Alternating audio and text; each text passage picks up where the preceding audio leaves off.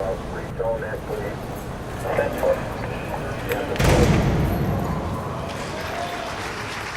morning. I'm happy to be here today, and most people have no idea what an inspector general does.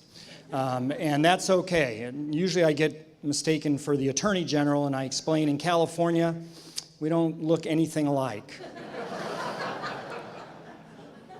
But as the inspector general, part of my job is overseeing programs within the Department of Corrections. I had a unique path in getting to this place. I started my career in criminal justice 33 years ago as an officer. Worked as an officer in basically every capacity before going to law school and becoming a prosecutor.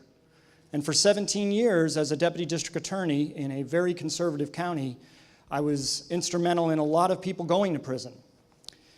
But I didn't have to be real smart to figure out after a while when I was prosecuting the same person who went to prison, got out, reoffended, went to prison, got out, reoffended, that our system was broke, and I was part of that broken system. So when I had an opportunity in 2005 to join the Inspector General's office and actually have an impact on corrections and have an impact on perhaps changing what was going on, I took that opportunity. And 4 years ago was appointed to become the Inspector General. So now I'm in a place where it would be easy to see the failures, and it would be easy for those of us in the system to get frustrated. But I'm inspired by someone we celebrated this week, Martin Luther King.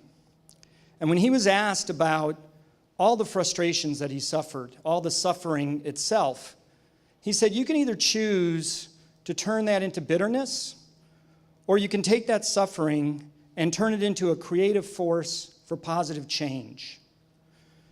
And I'd like to think that most of us in the system want to do that.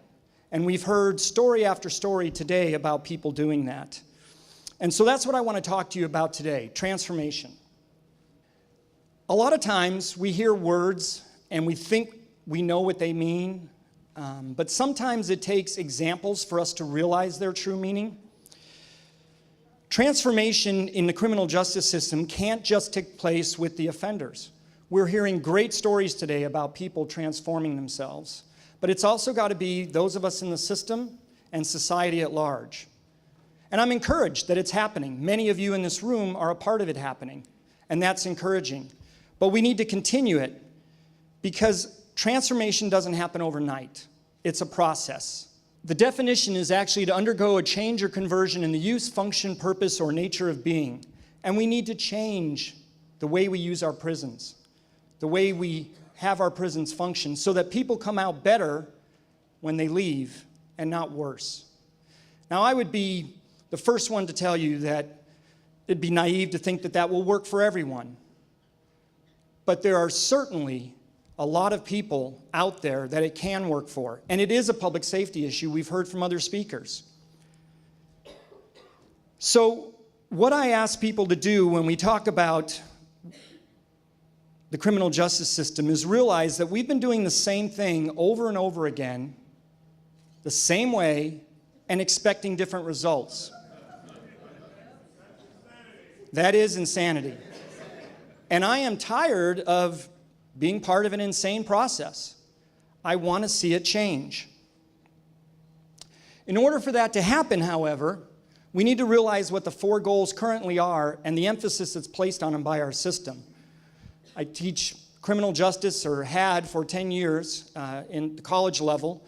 And today, unfortunately, the purpose of criminal justice is in this order: punishment, incapacitation, deterrence, and rehabilitation.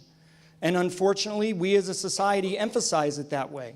But that is so short-sighted. And believe me, I've talked to hundreds of offenders, hundreds of victims, hundreds of people in law enforcement, and all of us will tell you that it's short-sighted. Punishment, as we've heard already, is something that is never going to be a long-lasting solution. Yes, there have to be consequences for crime. Yes, punishment should meet the crime. But people should be allowed to change, and if they do, and as we heard earlier, pay that debt to society, should be accepted back into society. So punishment alone can't be the answer. There has to be rehabilitation that goes along with it. And quite frankly, if deterrence worked, we wouldn't have people in prison. You know, I've never talked to an offender yet who said, I thought through all the consequences of my actions before I committed my criminal act. Now, are there that small percentage that we've heard some of them today, the day they walked into prison said, I never want to come back? Sure. But it's not that easy, because transformation is a process. The opportunities have to outweigh the obstacles. And that third goal of incarceration, the goal being incapacitation, is actually a fallacy. Yes, we get people off the streets for a time being, but as we've heard, over 90% will get out on the streets again. And it's a fallacy also because if someone is really criminally minded, and I know there are men in this room who will agree with this, all you're doing is changing their victim population when you put them in prison. They victimize other inmates, staff, and if they have connections to the outside, they continue their criminal ways. So incapacitation isn't working either. So if punishment isn't the answer in and of itself, if deterrence doesn't work and incapacitation is short-sighted, that leaves us with rehabilitation. And that's really the only thing that if we can make it real, that will have the longest lasting benefit to society at large.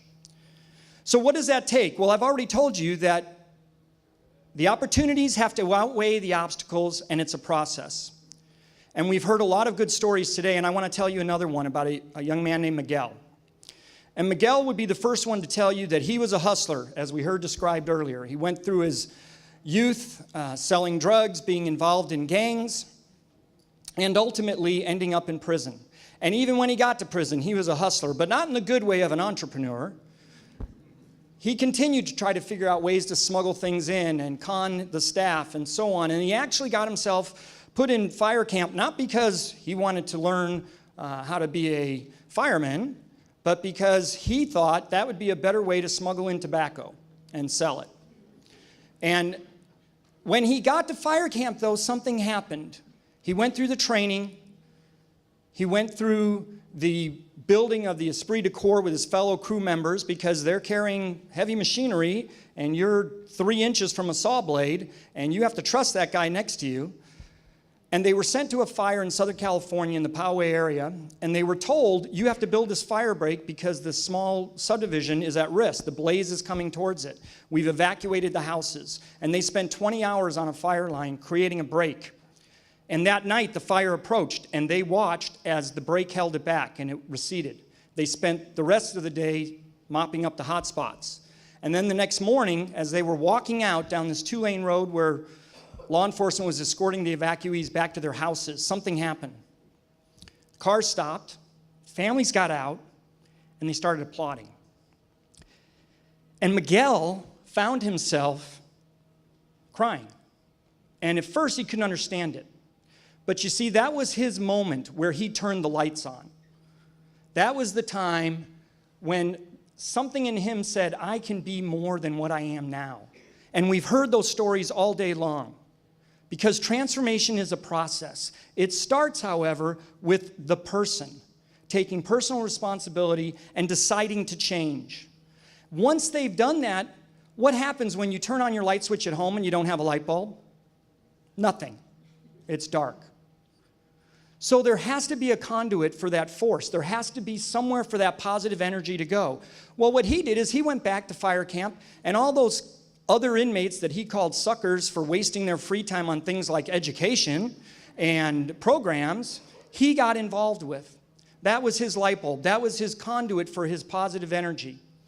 And so once he had that conduit, he started doing something he never thought he'd do, and that was reaching out to his family on the outside, whom he had burned all bridges with, reestablishing those relationships. And pretty soon, guess what? He was going to be paroled.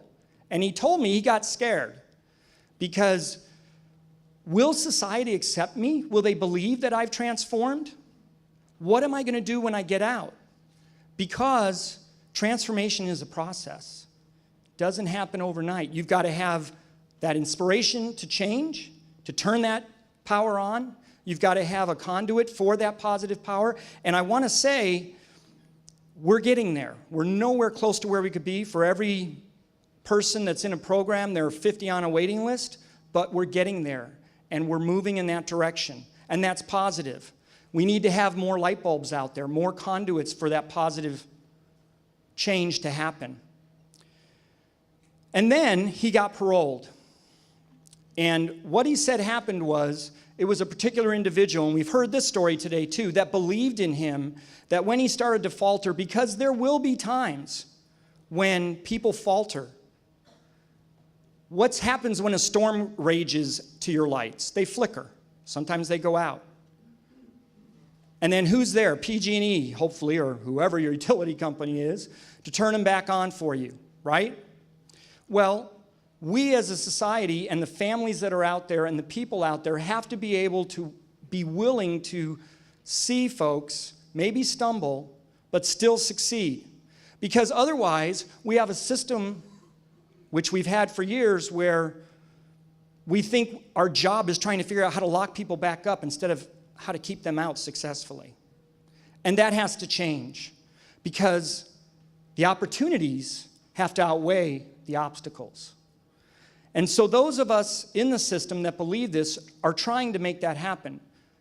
And I know that there are people in the system that are trying to make it happen for themselves. So Miguel got out, and he is successful now because he was able to turn on that light. He was able to have a way to build on it, that positive energy.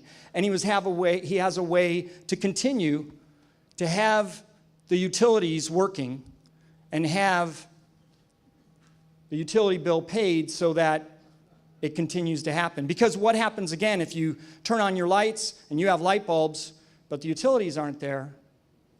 Your lights go off. So transformation is a process. The opportunities have to outweigh the obstacles.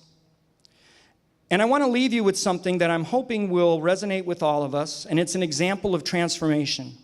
It's a classic story of a person whose life had more obstacles than opportunities, who wasn't accepted by society, who turned to criminal ways, but it took one moment, one realization, and in this case, a little girl, to have this person change. And even more so, it took a society that was willing to accept him after he went through transformation. I think you'll all recognize this. At the Grinch's small heart grew 3 sizes that day. And then the true meaning of Christmas came through, and the Grinch found the strength of 10 Grinches, plus 2. If the